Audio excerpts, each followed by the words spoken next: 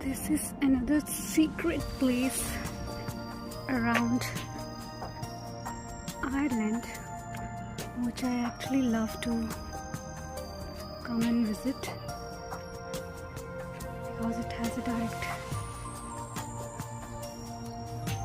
sun view.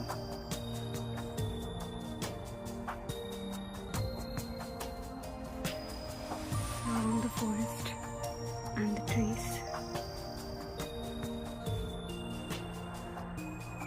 Oh, my booby bird, pyari bird. She's there, hanging around.